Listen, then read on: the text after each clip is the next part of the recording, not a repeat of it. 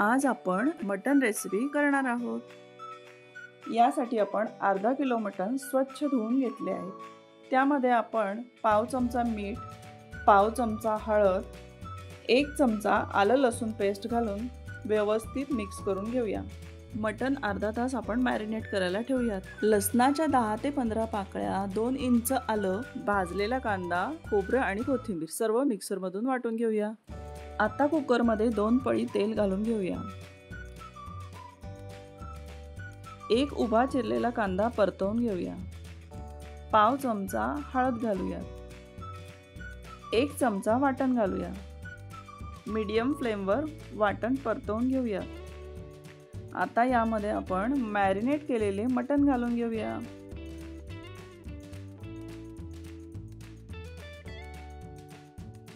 मटण आपण 2 ते 5 मिनिट तेलात परतवून घेऊया। त्यावर 2 मिनिट झाकण ठेवून वाफवून घेऊया। 2 मिनिटांनंतर झाकण काढूया। यामध्ये आपण 2 ग्लास गरम पाणी टाकत आहोत। कुकरला आपण 5 शिट्ट्या देऊन घेऊया। मटण ग्रेव्हीसाठी आपण काही खडे मसाले घेऊयात। मटण ग्रेव्ही करण्यासाठी आपण कढई घेतलेली आहे, त्यामध्ये 2 पळी तेल घालूया। गॅस मीडियम वर ठेवूया।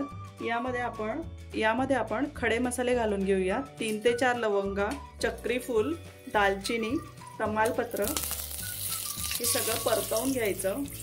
सोनेरी रंग येईपर्यंत कांद्याला आपण परतवून घेऊया। यामध्ये आपण पाव चमचा मीठ घालूया। मीठ बेताने घालायचं, कारण आपण कुकरला जेव्हा मटण शिजवलं आहे त्यात पण आपण मीठ घातलेलं आहे। पाव चमचा हळद घालूया। सोनेरी रंग येईपर्यंत हे व्यवस्थित परतवून घेऊया। 2 लाल मिरच्या घालूया।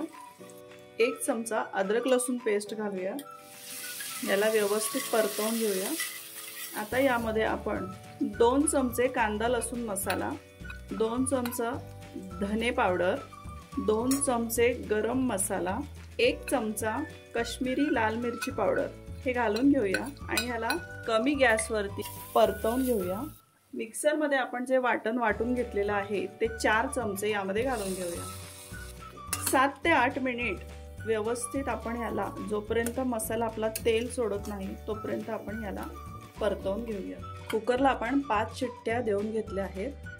गरमागरम मटण सूप रेडी आहे। लहान मुलांना ज्यांना स्पायसी आवडत नाही त्यांच्यासाठी खूप छान आहे। मीडियम फ्लेमवर मसाला आपला परतवून झालेला आहे। यामध्ये आपण मटण पीस घालून घेऊया। 2 ते 3 मिनिट आपण याला व्यवस्थित परतवून घेऊया। मटण पीसला मसाला व्यवस्थित लागला पाहिजे।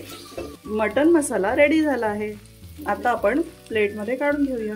मटण पीस मसाल्यामध्ये व्यवस्थित फ्राय झालेले आहे। यामध्ये आपण कुकरमध्ये शिजवलेलं आळणी पाणी आहे जे ते घालून घेऊया।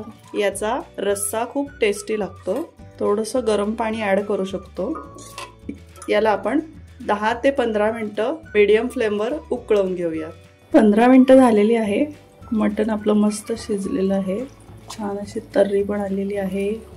झणझणीत गरमागरम मटण रस्सा तयार झाला आहे।